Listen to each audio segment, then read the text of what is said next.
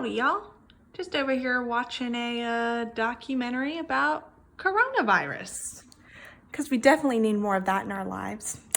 But I'm going to take a break in between grading. And we're going to go over chapters 4 and 5, plot diagram. And I'm also going to do a short annotation of the poem Nothing Gold Can Stay, which they talk about in those chapters. So I'm going to do a little flip through of what we've done already. Hopefully you've read it all. If not, maybe it'll catch you up enough that you'll read this week's reading. So here we go. So we got exposition, Curtis brothers living there. They meet Cherry Valance at the movie theater. They make their boyfriends mad. They get into like a little argument and they go on. The Socs and the Greasers. Socs stands for socials. That's why it's pronounced that way. They're like two rival gangs in this small town that's supposed to be like Tulsa.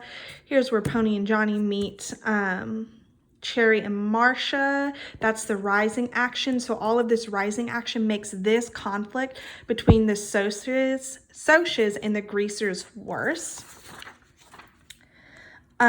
So Pony and Johnny, they walk the girls home. The Soc boyfriends are drunk and they're looking for a fight. They're also the same ones who jumped Pony Boy. In chapter 3, the boys fall asleep in the vacant lot after the girls get picked up by their boyfriends.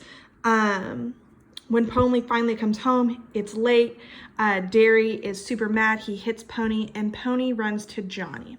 So now we're gonna start on chapter 4, which was last week's reading.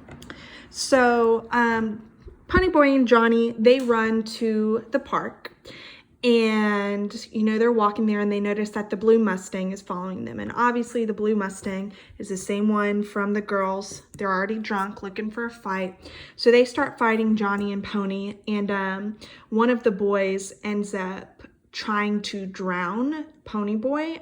He keeps his head in the fountain and Johnny ends up killing Bob in order to save Pony Boy's life, and Bob actually ends up being Cherry's boyfriend. Scandalous, I know. So the boys, they get nervous. They go to Dally because they figured if anybody can help him, it's the hood from New York. And he gives them a gun and some money and tells them to get on to a church in Windricksville. When they get there, they like kind of go incognito. They cut and bleach their hair, and that's really important because Pony Boy especially is upset because that hair is what really makes them greasers, according to him. If you think about it, they're called greasers because they put grease in their hair. That's what slicks the hair back. If you don't know what a greaser looks like, Google it, and they'll have like that slick back hairstyle. I'm like doing it to my hair like y'all can see. They are reading Gone with the Wind, which is a movie that Pony Boy really liked, and Johnny remembered that. So when he went and got supplies, he got that book so that Johnny and Pony Boy could read it together, which is pretty sweet. While they're talking about it, they're talking about the characters in Gone with the Wind.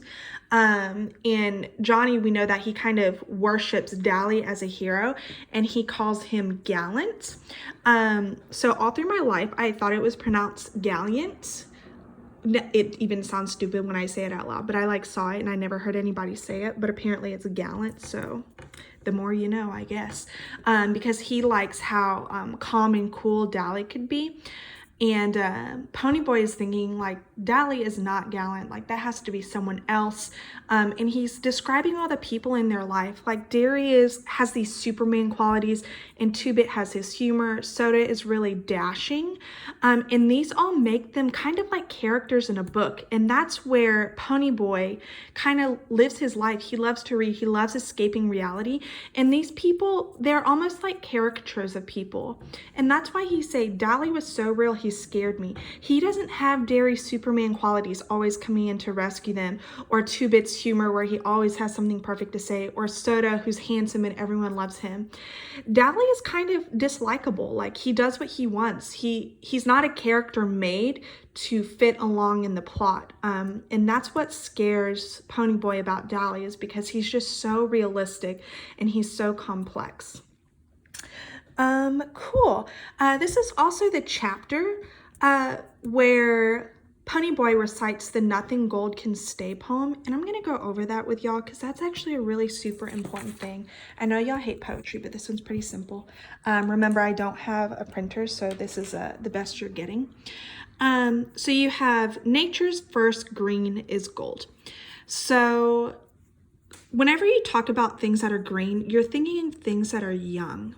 So like, I'm a little planter over here myself, planted those straight from seeds, and they're young, they're fresh, they're young and fresh, and most of the time they're beautiful.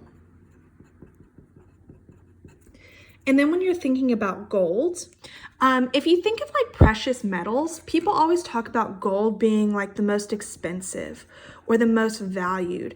If you've ever heard of that saying, silence is golden, but duct tape is silver. I know it sounds so stupid, but like golding is like the best thing that you can get. You know, if you had a watch made of gold, it'd be very valuable. It's like the best, the most beautiful, like the best thing you can get. So like nature's first green. So nature's first youngness and beautifulness is the best, is worth the most. And it's her hardest hue to hold. Hue means color. So this first green, that's gold, that's valuable, that's the hardest color for nature to hold. So this fresh, beautiful, and valuable color that nature is first, that is the hardest for it to hold, staying its freshest and most valuable. That's very hard to hold. Her early leaf's a flower. So that early leaf, that first thing that comes up tends to be a flower, but only so an hour. So this flower only lasts an hour. And you know, when you're planting things, you plant them for the point of seeing their flowers. Like I have some sunflowers right here, and you know, they're green and stuff. But what I'm really looking for is the sunflower part of it. But when they bloom, it's almost like it lasts an hour. It's so short compared to the rest of its life. And then leaf subsides to leaf. So like these leaves are kind of like petals. And subsides, if you think sub, it's like a submarine. Submarine means underwater, marine's water. So this means that you're going down. So this is saying when those petals go down to just leaves. So when those flowers have gotten old, they're not fresh and young and beautiful anymore. They've only lasted this valuable for an hour, and then that leaf goes down to just leaves again. Those petals have fallen. So Eden sank to grief. If you were here from the beginning of the year, we talked about Eden when we read Flowers for Algernon, remember? And they were talking about the Garden of Eden. That's like that heavenly space. And Eden was the woman, and she ate from the tree of knowledge. And she and Adam got kicked out of it. So this is also talking about kind of a first, the original beautiful garden. It's a perfect garden. That's a good way to say it. That perfect garden sank to grief, and grief is sadness. So these beautiful petals, they go down to just leaves. And so in the same way, Eden, which is that perfect garden, sinks to grief as well. So this perfectness also sinks to a type of sadness. So dawn goes down to day, and dawn is like the very beginning of the day. That's normally when you're like reading things that are very cliche and literary, dawn is like supposed to be the most beautiful time of the day. It's before everything is started, before people have started work, before everybody's awake. It's supposed to be the stillest part of the day. And so that a lot of times people think of it as the most perfect time of day. Like if you wake up with the sun, that's supposed to be like super peaceful. But even that dawn, the most perfect time of the day, it's going to keep rising, and that perfectness goes down. It subsides to day. And you know, day is beautiful too, but it's still like in the ordinary. It doesn't have that magic anymore. And so when it's talking about this nothing gold, we talked about this gold as valuable. It's a type of perfectness. So this poem is saying nothing that is perfect can stay perfect.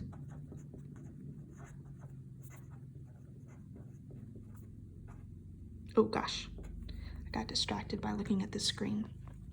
So you have this poem, and Johnny is the first one who like brings up this, nothing gold can stay. And then Ponyboy recites this whole poem, and it has this feeling of nothing perfect is ever going to stay. And they're in this church because they just killed somebody. Wow, that sounds so hardcore. Because they had this horrible situation. They're hiding out and they're in this church, but you know, there's no adults, there's no police, there's no school, there's nothing that is, you know, giving them a hard time except for their guilt. But it's almost like they get to be out in the country, which Ponyboy loves, and it's this perfectness. And so Ponyboy just recited this poem and he said, nothing perfect can stay perfect. And when you read past this poem, in the very next chapter, you see that, you know, this perfectness is not going to last. So we'll continue here. So we got the Nothing Gold Can Stay poem. Dally shows up and he takes the boys to Dairy Queen. He tells them that the police think they're down in Texas. Soda Pop had figured out that Dally knew where they were, gave him a letter to give to Ponyboy. And they're like scarfing down burgers, milkshakes at Dairy Queen because they've only been eating bologna for like a week. And they find out that Cherry, that Soch, she has become a spy, which they elaborate later on. So you notice that this action is still rising. You would think that when the Soches jump Johnny and Johnny kills one of them, that might be the climax, but it is still rising, and we have a few more events to go before we even get to the real climax, which is pretty awesome. Some of you had said the book is boring, it's not your cup of tea. That's totally cool. I hope that y'all at least read to the end. It really is worth knowing, especially since y'all are living in Tulsa, where S.E. Hinton like based it. She wrote it. I want to go to Will Rogers High School, show y'all that. That's where Ponyboy goes to school. I'm hoping to go to the park where they filmed like the fountain scene and everything. And I think that would just be cool for y'all to know, like part of your culture and your heritage living in Tulsa is stories like this. So I do hope that you, if you haven't read it yet, please read it. I'm still accepting submissions from the first few chapters. This is really one of those books that I hope y'all read when you're young. I didn't read it until actually spring break of last year. And like even me as like I was 26, it had a big effect on me, and I wish that I had read it when I was younger because it's not something that you get to experience a lot, especially in a school setting. You know, like who's gonna be letting you read gang stories and people killing? I guess that's half of what we've read this year for me. Ugh. So if you have any questions, let me know. Book club is still on. We'll have a meeting on Tuesday. We'll have like an ELA class meeting on Thursday. It's starting to get real spicy in the book, real stressful. It's getting to that point where you start reading, you might not want to put the book down. So please read chapters 6 and 7 this week if you haven't already. Do the Google Forms. I see that like 10 of y'all have already done it. Y'all are desperate for work. And if you're bored and you just want something fun to do, something fun to read, join the book club. You don't have to read anything, but if you find something you like, you're more than welcome to read it. I think I talked about everything. Cool. Here's Cooper. Cooper! You're so mad at me. Y'all, he's so ready for me to not be in this house anymore. He's like needy, but he keeps biting me if I move, so I have to transport his cat bed around the house so he'll stop trying to lay in my arms, which is cute and annoying at the same time. Have a great Monday. Bye.